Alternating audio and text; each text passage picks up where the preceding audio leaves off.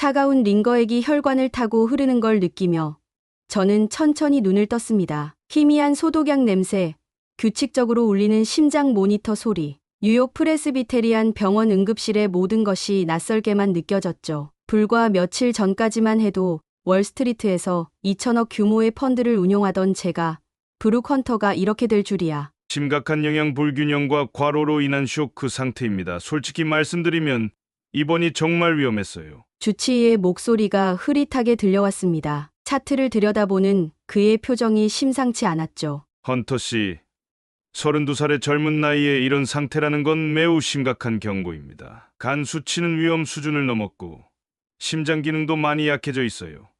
체중은 반년 사이 15kg이나 증가했네요. 안녕하세요. 감동 주파수 채널 작가 수희입니다. 새해 복 많이 받으시고 올해도 건강하고 행복한 한 해 되시길 바랍니다. 좋아요와 구독, 응원 댓글은 저에게 큰 힘이 됩니다. 바쁜 일상 속에서 한국 때문에 인생의 전환점을 맞이한 그녀의 이야기 함께 들어보시죠.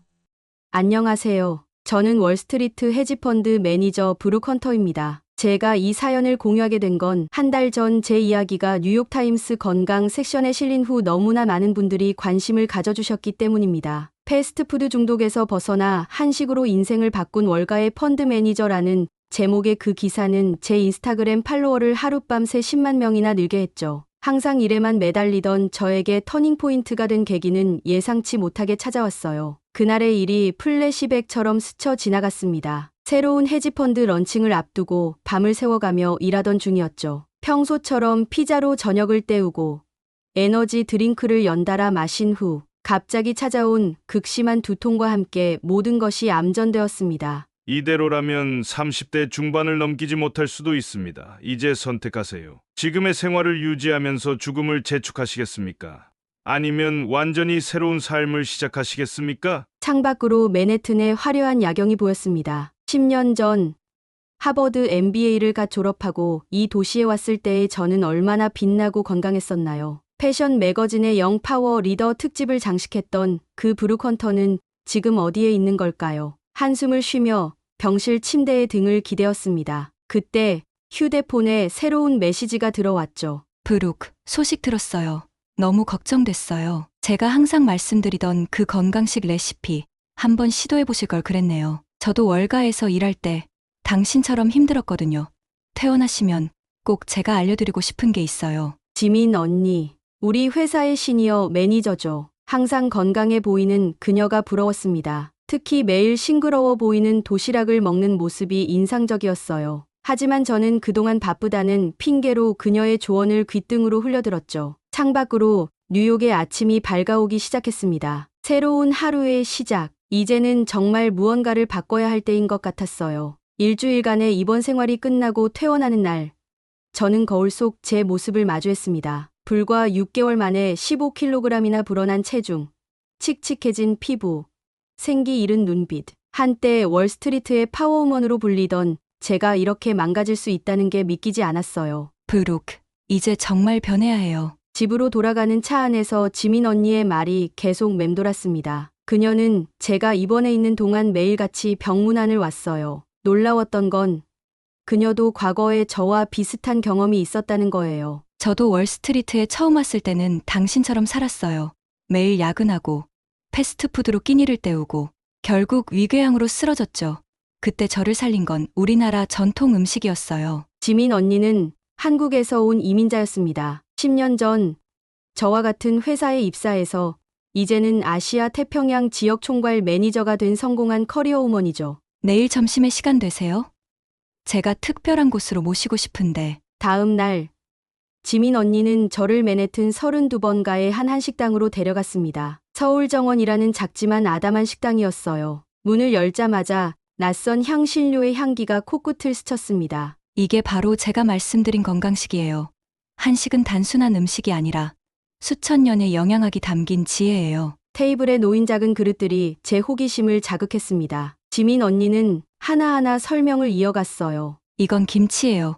유산균이 가득한 발효식품이라 장 건강에 최고죠. 이건 된장찌개 콩으로 만든 발효식품인데 단백질이 풍부하고 소화가 잘 돼요. 나물은 각종 비타민과 미네랄의 보고고요. 처음 맛보는 한식은 신선한 충격이었습니다. 매콤하면서도 담백한 맛, 자극적이지 않으면서도 깊은 감칠맛. 무엇보다 놀라웠던 건 이렇게 많은 양을 먹었는데도 속이 편하다는 거였어요. 한식의 가장 큰 특징은 영양균형이에요.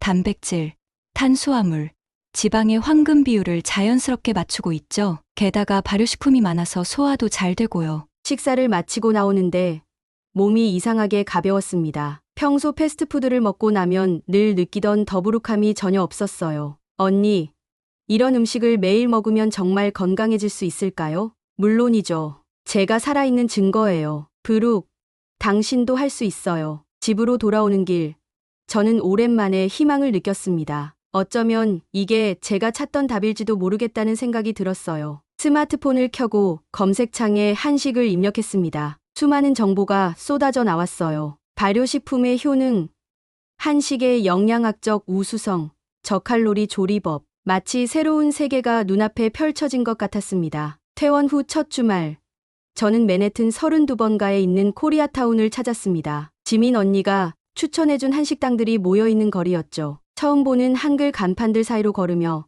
낯선 향신료 냄새에 이끌려 작은 식당에 들어섰습니다. 된장찌개 하나 주세요. 지민 언니가 가장 먼저 추천해준 메뉴였습니다. 잠시 후 제 앞에 놓인 건 처음 보는 광경이었어요. 보글보글 끓는 갈색 국물 옆으로 다양한 작은 그릇들이 놓였습니다. 김치, 나물, 생선구이. 나중에 알게 된 반찬이라는 것들이었죠. 첫 숟가락을 떴을 때의 그 맛을 잊을 수 없습니다. 콩을 발효시켜 만든 된장의 깊은 맛, 부드러운 두부, 아삭한 채소들의 조화. 이런 맛은 처음이었어요. 특히 놀라웠던 건 이렇게 푸짐한 한 끼를 먹고도 속이 전혀 불편하지 않다는 점이었습니다. 그날부터 저는 한식에 매료되었습니다. 퇴근 후에는 한국 식품점에서 장을 보고 유튜브로 한식 레시피를 찾아보며 밤을 지새웠죠. 처음에는 서툴렀지만 하나둘 배워가는 재미가 쏠쏠했어요. 가장 먼저 도전한 건 김치였습니다. 한국의 대표적인 발효식품이라고 해서 한번 만들어보고 싶었거든요. 배추를 절이고 고춧가루와 젓갈로 양념을 만들어 버무리는 과정. 처음에는 낯설었지만 그 속에 담긴 과학적 원리를 알게 되면서 점점 더 흥미가 생겼습니다. 김치가 익어가는 과정을 지켜보는 것도 즐거웠어요. 유산균의 발효 작용으로 생기는 신선한 산미, 아삭한 식감, 그리고 깊어지는 감칠맛. 마치 살아있는 생명체를 키우는 것 같았습니다. 두 번째로 도전한 건 나물 무침이었어요. 시금치, 고사리, 도라지. 처음 듣는 재료들이었지만 간장과 참기름으로 무치는 과정은 의외로 단순했습니다. 하지만 그 단순한 과정 속에 한국인들의 오랜 지혜가 담겨 있다는 걸 나중에야 알게 되었죠. 된장, 고추장, 간장 모두 발효식품이었어요. 발효 과정에서 생성되는 유산균과 효소들이 우리 몸에 좋은 영향을 준다는 사실이 신기했습니다. 한 달이 지났을 때 저는 작은 변화들을 느끼기 시작했어요. 무엇보다 소화가 잘 됐고 피부도 좋아졌습니다. 체중계의 숫자도 조금씩 줄어들기 시작했죠. 무엇보다 중요한 건 이런 변화가 굶거나 극단적인 다이어트 없이 이루어졌다는 점이었어요. 제 책상 서랍은 이제 과자와 초콜릿 대신 김과 견과류로 채워졌습니다. 점심시간이면 도시락 통에서 나물과 김치의 향이 퍼졌죠. 처음엔 의아해하던 동료들도 이제는 제 도시락을 궁금해하기 시작했어요. 한식은 제게 단순한 음식 이상이었습니다. 그것은 수천 년에 걸쳐 완성된 지혜였고 과학이었으며 예술이었죠. 그리고 이제 막 그 깊이를 알아가기 시작한 저는 더 큰 호기심과 기대를 품게 되었습니다. 한식을 시작한 지 2달, 저는 정기 건강검진을 받으러 갔습니다. 의사는 제 검사 결과를 보고 놀란 표정을 감추지 못했어요. 믿을 수 없군요. 콜레스테롤 수치가 정상으로 돌아왔어요. 체지방률도 많이 감소했고요. 도대체 어떻게 하신 거죠? 8kg의 체중 감소, 혈압 정상화, 간 수치 개선, 수치로 나타난 변화도 놀라웠지만 더 큰 변화는 제 일상이었습니다. 아침에는 미역국과 현미밥으로 하루를 시작했어요. 된장국도 자주 끓여 먹었죠. 이런 한식 아침 식사 덕분에 속이 편했고 점심때까지 배고프지 않았습니다. 점심은 도시락을 싸갔어요. 밥과 3가지 정도의 반찬. 심플하지만 영양은 충분했죠. 특히 발효식품들이 제 건강에 큰 도움이 되었습니다. 매일 아침 한 숟가락씩 먹는 김치가 장 건강을 개선했고, 된장과 고추장은 단백질과 프로바이오틱스의 훌륭한 공급원이 되었어요. 제 피부도 달라졌습니다. 여드름이 사라지고 윤기가 돌았어요. 나중에 알게 된 사실이지만 한식에 자주 들어가는 마늘, 생강, 파와 같은 향신 채소들이 항산화 작용을 한다고 해요. 거기에 발효식품의 효과까지 더해져 피부 건강이 좋아진 것 같았습니다. 수면의 질도 개선되었어요. 예전에는 새벽 23시까지 일하고 폭식하고 불규칙한 생활을 반복했지만 이제는 밤 11시면 자연스럽게 피곤함이 몰려왔습니다. 아침에도 개운하게 일어날 수 있었죠. 놀라웠던 건 이 모든 변화가 굶주림 없이 이뤄졌다는 점이에요. 오히려 더 자주, 더 맛있게 먹었죠. 한식의 비결은 균형이었습니다. 밥을 중심으로 단백질, 채소, 발효식품이 조화롭게 구성된 식단. 이것이 바로 수천 년간 이어져 온 한국인들의 지혜였던 거죠. 회사에서도 변화가 있었습니다. 점심시간마다 제 도시락을 궁금해하던 동료들이 이제는 한식을 함께 먹자고 제안하기 시작했어요. 코리아타운의 식당들은 우리 팀의 새로운 점심 장소가 되었습니다. 브룩, 정말 달라졌어요. 피부도 좋아지고 훨씬 건강해 보여요. 비결이 뭐예요? 다이어트 약이라도 먹은 거예요? 동료들의 관심이 커질수록 저는 한식에 대해 더 깊이 공부하게 되었습니다. 단순히 맛있는 음식이 아니라 그 속에 담긴 과학적 원리와 문화적 의미를 이해하고 싶었거든요. 한국의 사계절 식문화도 흥미로웠습니다. 봄에는 새싹과 나물로 몸을 깨우고, 여름에는 시원한 콩국수와 삼계탕으로 영양을 보충하고, 가을에는 각종 김치를 담그고, 겨울에는 따뜻한 국물 요리로 몸을 녹이는 이런 자연스러운 흐름이 건강한 삶의 리듬을 만들어준다는 걸 알게 되었죠. 서서히 저는 단순한 호기심을 넘어 한식의 진정한 가치를 깨닫기 시작했습니다. 이것은 단순한 음식이 아니었어요. 건강과 자연의 조화, 전통과 과학의 만남, 그리고 무엇보다 현대인의 잃어버린 균형을 되찾아주는 해답이었습니다. 어느 날 저녁, 오랜만에 거울을 보며 생각했습니다. 이제 나는 단순히 살을 빼거나 건강을 되찾은 것이 아니야. 더 나은 삶의 방식을 발견한 거야. 한식의 가치를 깨달은 제가 처음으로 시험대에 오른 건 바로 다음 날이었습니다. 우리 회사의 운명이 걸린 그날, 저는 한식이 가진 또 다른 힘을 목격하게 됐죠. 그날은 우리 회사의 운명이 걸린 중요한 날이었습니다. 중동의 국구펀드 대표단이 뉴욕 본사를 방문하는 날이었거든요. 500억 달러 규모의 투자 유치가 걸려있는 미팅이었죠. 하지만 아침부터 비상이 걸렸습니다. CEO인 마이클이 심한 체증을 호소하며 회의실에 쓰러져 있었어요. 전날 밤 늦게까지 이어진 사전 미팅에서 과식한 게 화근이었던 것 같았습니다. 30분 후면 중동 대표단이 도착합니다. 어떡하죠? 임원들의 얼굴이 하얗게 변했습니다. 그때 지민 언니가 저를 쳐다봤어요. 우리는 곧바로 32번가로 달려갔습니다. 평소 즐겨가던 한식당에서 전복죽을 포장해왔죠. CEO님, 이거 드셔보세요. 한국의 전통죽입니다. 소화도 잘 되고 위장을 편안하게 해줄 거예요. 마이클은 반신반의하는 표정이었지만 대안이 없었죠. 조심스럽게 한 숟가락을 떴습니다. 부드러운 죽이 목을 타고 넘어가자 표정이 밝아졌습니다. 전복의 감칠맛과 은은한 참기름 향이 어우러진 죽은 그의 위장을 달래주는 것 같았어요. 믿을 수 없군요. 속이 편해지는 게 느껴져요. 10분 만에 그는 완전히 회복했습니다. 마치 마법처럼요. 중동 대표단과의 미팅은 성공적이었습니다. 오히려 마이클은 자신이 경험한 한식의 효능을 열정적으로 설명했고, 이것이 의외의 대화 주제가 되었죠. 술과 기름진 음식에 지친 그들도 한식에 깊은 관심을 보였습니다. 이런 건강식이 있다니 놀랍군요. 당신들 회사는 직원 건강도 챙기는 현명한 경영을 하는 것 같아 믿음이 가는군요. 결국 우리는 500억 달러의 투자 유치에 성공했습니다. 전무후무한 대규모 계약이었죠. 그날 저녁, 마이클이 저와 지민 언니를 집무실로 불렀습니다. 오늘 일은 잊지 못할 거예요. 덕분에 회사가 살았어요. 앞으로 구내 식당에 한식 코너를 만들면 어떨까요?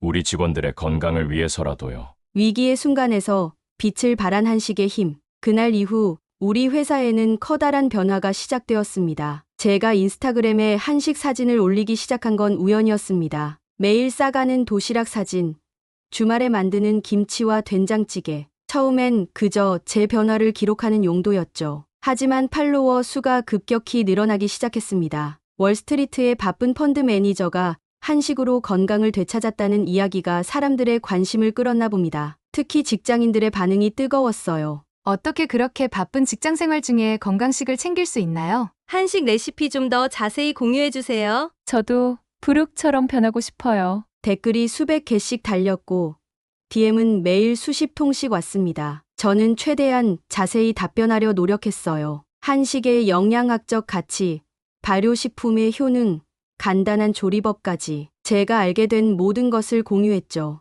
월스트리트 저널에서 연락이 왔을 때는 정말 놀랐습니다. 현대인의 새로운 건강식 월가가 주목하는 한식의 힘 이라는 제목의 기사를 쓰고 싶다고 했어요. 인터뷰에서 저는 한식이 단순한 음식이 아닌 현대인의 건강 문제를 해결할 수 있는 해답이라고 강조했습니다. 기사가 나간 후 반응은 폭발적이었습니다. 건강과 다이어트에 관심 있는 사람들이 한식에 주목하기 시작했어요. 특히 발효식품의 장내 미생물 개선 효과, 저열량 고영양의 균형 잡힌 식단 구성이 전문가들의 호평을 받았습니다. 저는 이제 주말마다 소규모 한식 쿠킹 클래스를 엽니다. 김치 담그기, 된장찌개 끓이기, 나물 무치기, 간단하지만 건강한 레시피들을 가르치죠. 수강생 대부분이 바쁜 직장인들인데 그들의 열정이 대단합니다. 물론 아직도 배울 것이 많습니다. 한식의 역사는 수천 년이니까요. 하지만 이제는 확신할 수 있습니다. 한식은 단순한 트렌드가 아닌